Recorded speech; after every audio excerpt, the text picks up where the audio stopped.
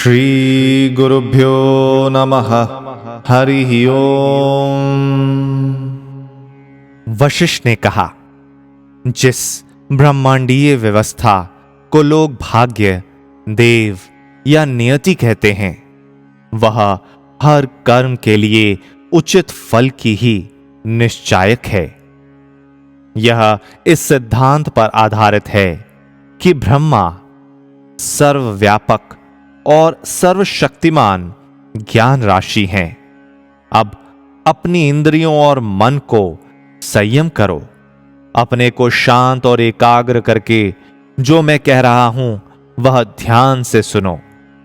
यह वर्णन मोक्ष की प्राप्ति के विषय में है।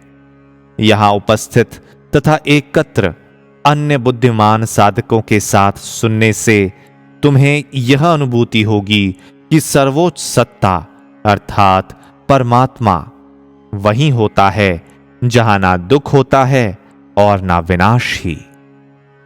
विगत युग में यह बात ब्रह्मा ने मुझे स्वयं बतलाई थी। हे राम, यह सर्वव्यापक परमात्मा अंतर काल से सभी प्राणियों में प्रकाश रूप में लक्षित होती है। जब उस परमात्मा में स्पंदन होता है, विष्णु का जन्म होता है। यह वैसे ही होता है जैसे सागर के तल के विक्षुब्ध होने पर उसमें लहरें उत्पन्न होती हैं। उस विष्णु से ब्रह्मा का जन्म होता है। ब्रह्मा रचयिता है। ब्रह्मा इस ब्रह्मांड में असंख्य सजीव और निर्जीव, चेतन और अचेतन जीवों की सृष्टि करता है। इस प्रकार वह ठीक वैसा ही रूप धारण कर लेता है जैसा उसका रूप प्रलय से पूर्व था। ब्रह्मा ने देखा कि इस ब्रह्मांड के सभी प्राणी रोग और मृत्यु के अधीन हैं, दुख और कष्ट उठा रहे हैं।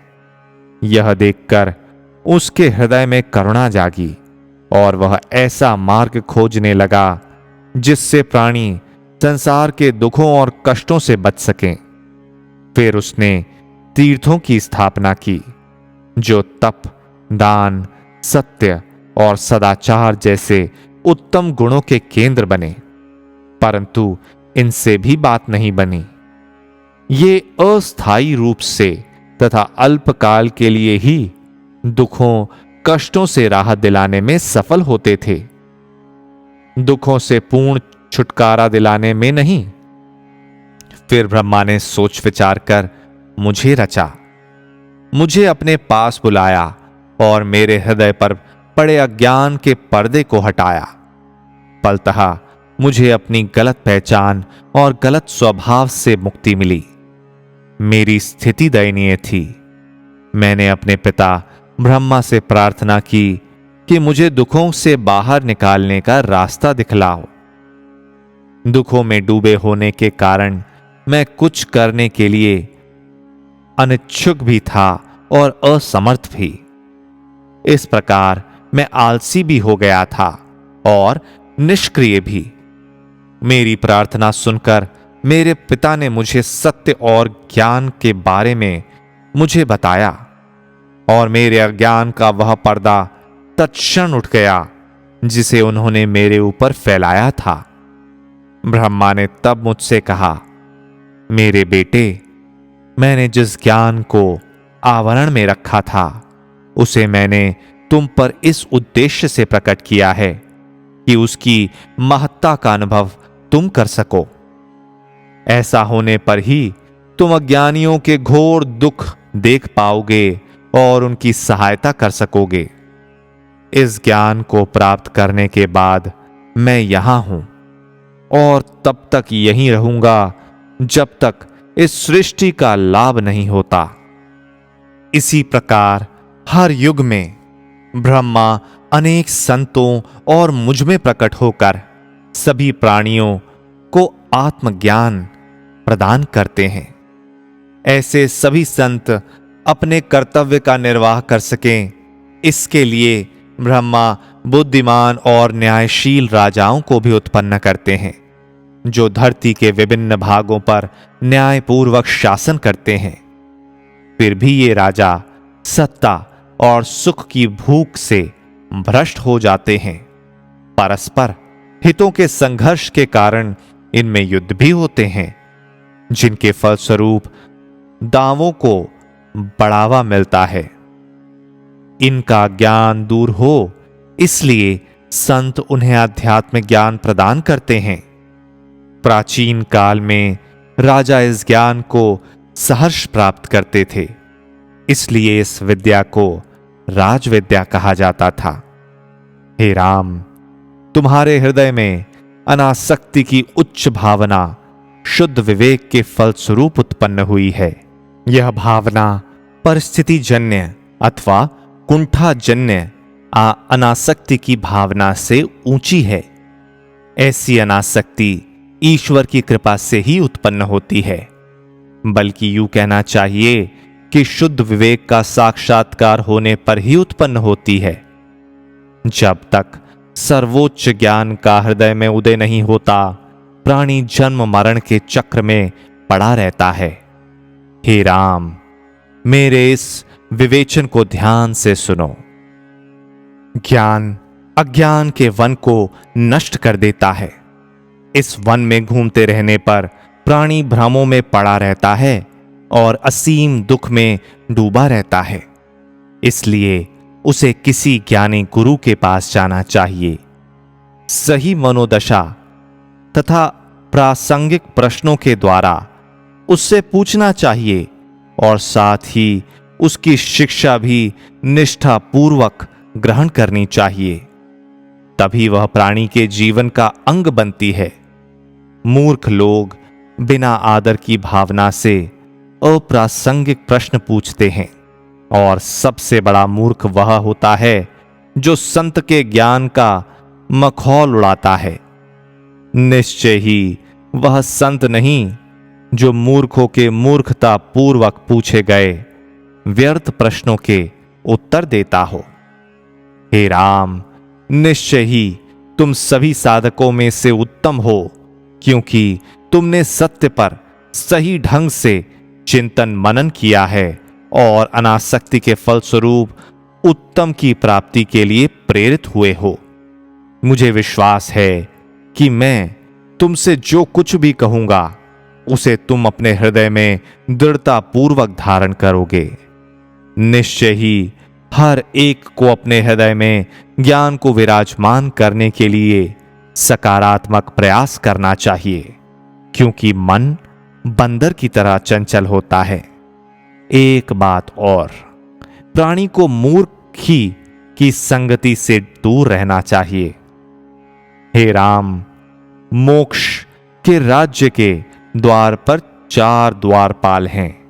वे हैं आत्मसंयम, अनुसंधान, संतोष और सत्संग। बुद्धिमान साधक को इनसे प्रयत्नपूर्वक मित्रता करनी चाहिए। कम से कम एक से तो करनी ही चाहिए। हे राम, शुद्ध हृदय और ग्रहणशील मन से, शंकाओं से रहित होकर और मन की चंचलता को त्याग कर अब तुम प्रकृति के विवेचन और मोक्ष के उपायों के संबंध में सुनो। जब तक उस परमात्मा की आत्मानुभूति नहीं होती, तब तक जन्म मरण के भयानक दुखों का अंत संभव नहीं होता।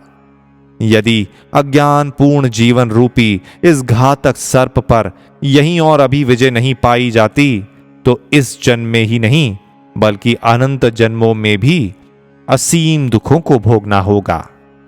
इन दुखों की अवहेलना तो नहीं की जा सकती, पर इन पर बुद्धिमत्ता पूर्वक विजय जरूर प्राप्त की जा सकती है।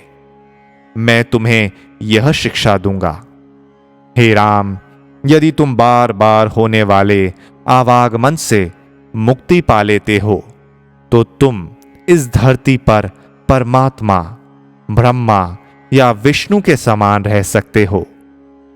जब भ्रम चला जाता है, जब अपनी प्रकृति के अध्ययन द्वारा सत्य की अनुभूति हो जाती है, जब मन शांत हो जाता है और परम सत्य की ओर लपक उठता है, जब मन को विचलित करने वाली विचार तरंगे शांत हो जाती हैं, जब शांति की अजस्त्र धारा बहने लगती है, जब हृदय परमात्मा के आनंद से भर उठता है और जब हृदय में सत्य के दर्शन होते हैं, तभी संसार आनंद का धाम बन जाता है।